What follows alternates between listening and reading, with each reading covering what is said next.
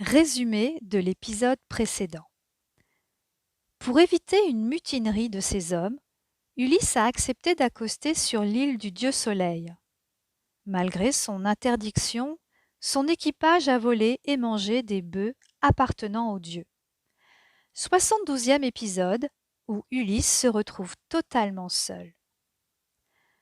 Sur l'Olympe, ce jour-là, l'assemblée des dieux allait se terminer lorsque Hélios, le dieu Soleil, fit son apparition. Son visage était rouge de colère et ses rayons lançaient des éclats de feu. « Que t'arrive-t-il, mon ami » s'inquiéta aussitôt Zeus. « Il m'arrive,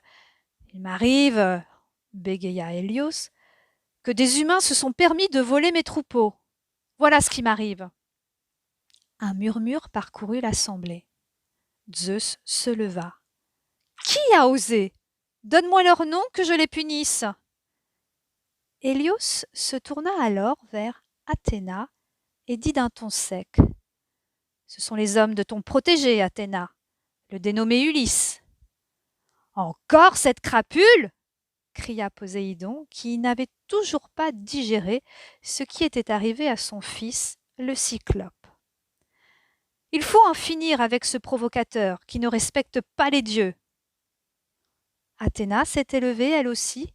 Elle allait prendre la défense de son protégé, mais Hermès lui fit discrètement signe de se taire et déclara. « Mon cher Hélios, as-tu vu Ulysse en personne trempé dans ce crime ?» bredouilla le dieu Soleil. « Non, pas moi. Enfin, on m'a rapporté que… » Hermès lui coupa la parole. « Moi, j'étais sur place, figurez-vous. Je faisais une petite sieste à ses côtés pendant que ces hommes volaient tes bêtes. Il n'y est pour rien. Il a même tout fait pour empêcher ce vol. » Et se tournant vers les dieux des dieux. « Toi, papa, Zeus, tu ne peux pas le punir, lui. »« Ça va, Hermès, ça va, » soupira Zeus. « Qu'on en finisse. J'enverrai mon foudre pour détruire ces hommes, et je n'épargnerai que lui. Êtes-vous satisfaits, là, l'un et l'autre ?» Hermès adressa un clin d'œil à Athéna, qui poussait un soupir de soulagement et fit oui de la tête. Hélios bougonna, mais accepta aussi. Zeus frappa dans les mains et se versa une grande rasade de nectar. L'audience était levée. Sur terre, 6 jours s'étaient écoulés depuis le vol des bœufs. Et voilà qu'un petit vent se mettait enfin à souffler. Les hommes, repus et reposés, embarquèrent rapidement, non sans avoir l'inconscience d'emporter à bord les restes de viande et la peau des bœufs d'Hélios. Seul Ulysse gardait un visage fermé. Lui n'avait rien mangé depuis des jours, mais ce n'était pas la faim qui le préoccupait le plus. Le navire voguait depuis quelques heures déjà.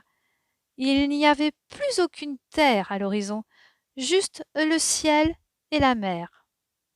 Soudain, une nappe de brouillard enveloppa le bateau. « Étrange !» murmura le timonier, qui tenait le gouvernail.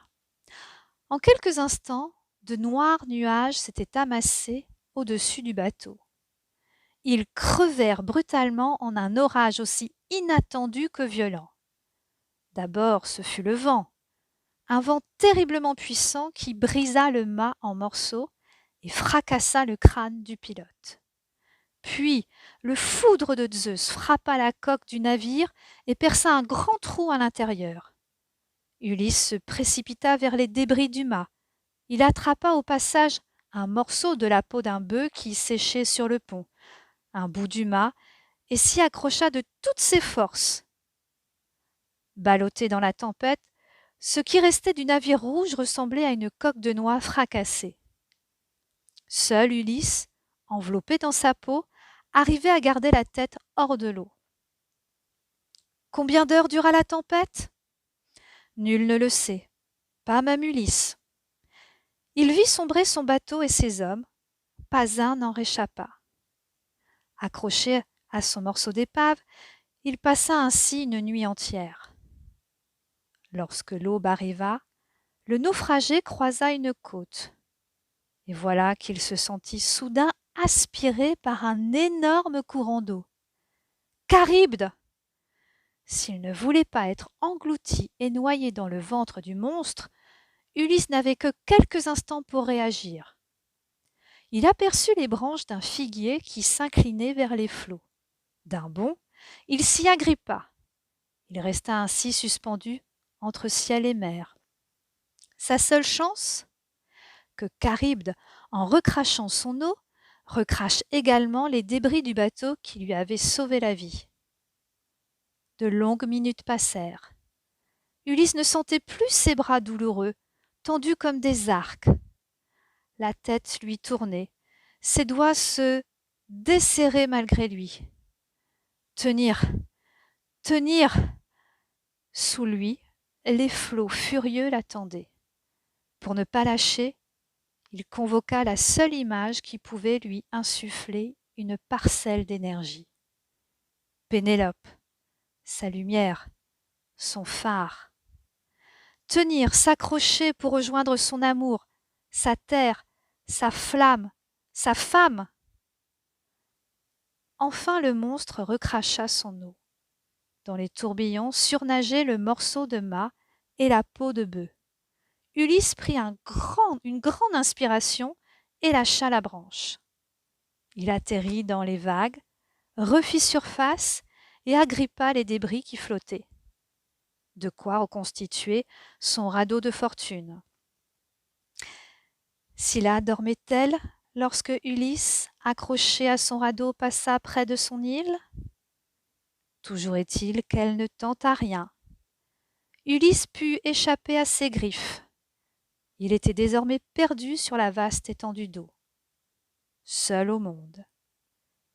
Il ne lui restait plus rien, ni navire, ni homme d'équipage, ni eau, ni nourriture. Juste un homme ballotté comme un bouchon de liège sur les vagues et qui espérait, encore et encore, rentrer chez lui. Cric-crac, mon histoire est terminée.